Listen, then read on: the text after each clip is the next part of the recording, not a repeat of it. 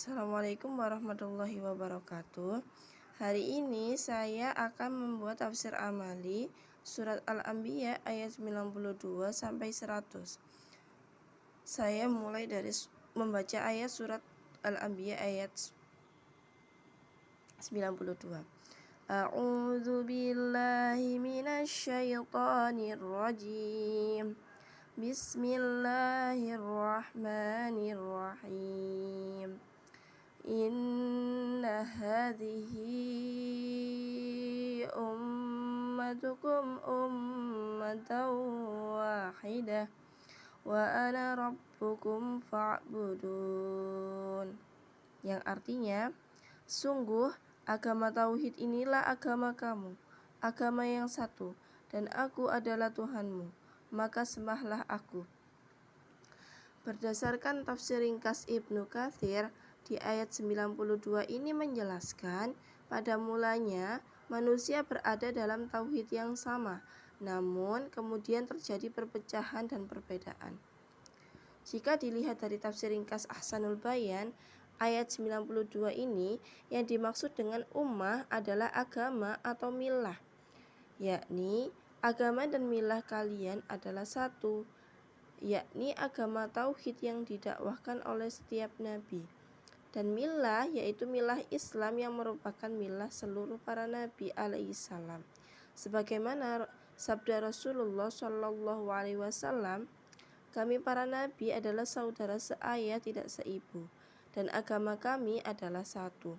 Maka tafsir amali yang sesuai dengan konteks ayat tersebut adalah kita mohon kepada Allah agar senantiasa menjadikan agama tauhid Islam ini sampai akhir hayat kita, sehingga selama di dunia kita berusaha untuk memurnikan penghambaan kita hanya untuk Allah semata. Contohnya, saya berusaha merutinkan zikir kalimat tauhid dalam setiap aktivitas saya, agar dijadikan seorang muslim dan diberikan kemudahan dalam melafazkannya ketika akhir hayat nanti. Saya lanjutkan di surat Al-Anbiya ayat 94. Bismillahirrahmanirrahim.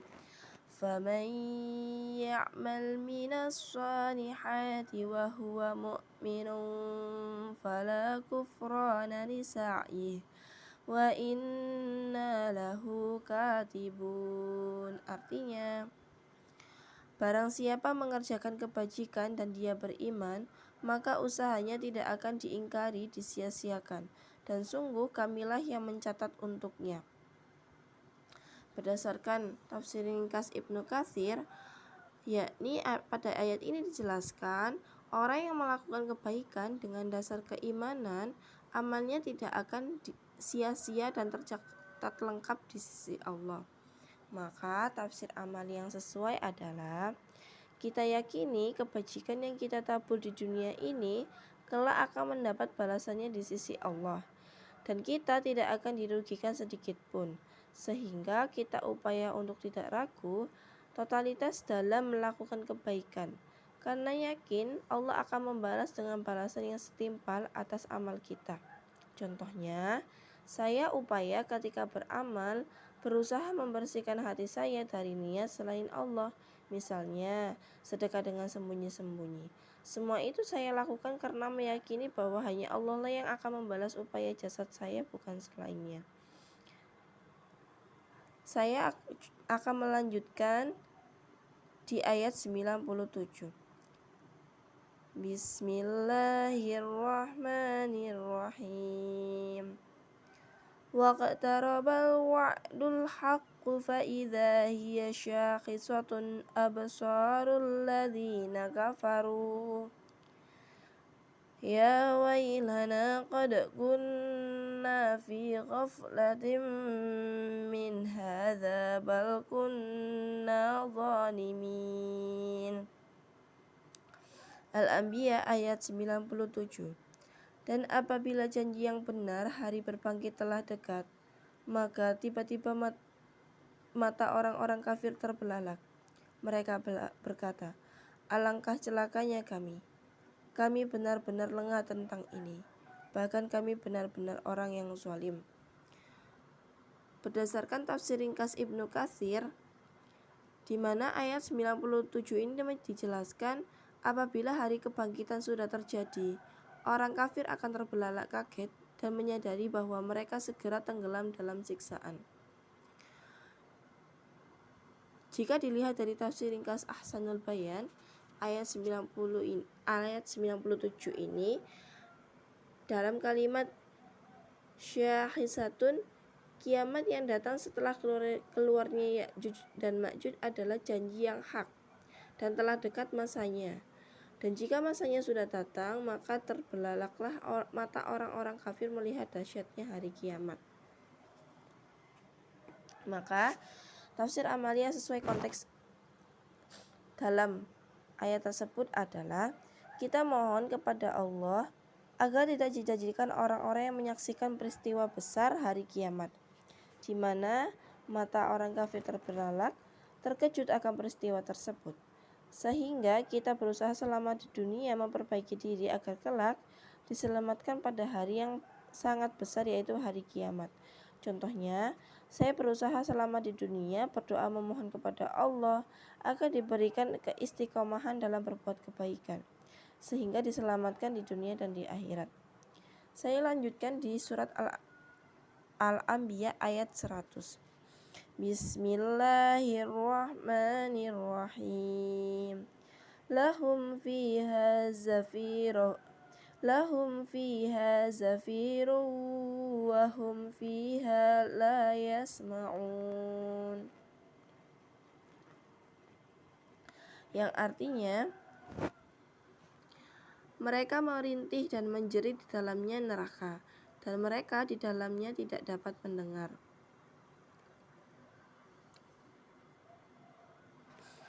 Sesuai dengan tafsir Ibnu Katsir, di ayat 100 ini dijelaskan orang-orang musyrik dan apa yang mereka sembah akan menjadi bahan bakar neraka tanpa bisa menolaknya. Jika melihat tafsir ringkas Ahsanul Bayan, rintihan penghuni neraka menyebabkan mereka tidak mendengar suara yang lainnya.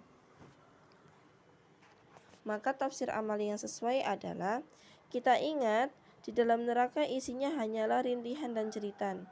Itu menandakan tiada kenikmatan di neraka, sehingga ketika di dunia kita berusaha banyak merintih dalam bermunajat kepada Allah agar kelak ketika menghadap kepadanya kita diselamatkan dan dimuliakan di sisinya. Contohnya, saya selama di dunia berusaha tidak banyak bicara yang tidak perlu agar Allah tidak mengeraskan hati saya sehingga saya sulit menangis ketika bermunajat dan bertafakur kepadanya. Saya lanjutkan di surat Al-Anbiya ayat 101. Bismillahirrahmanirrahim.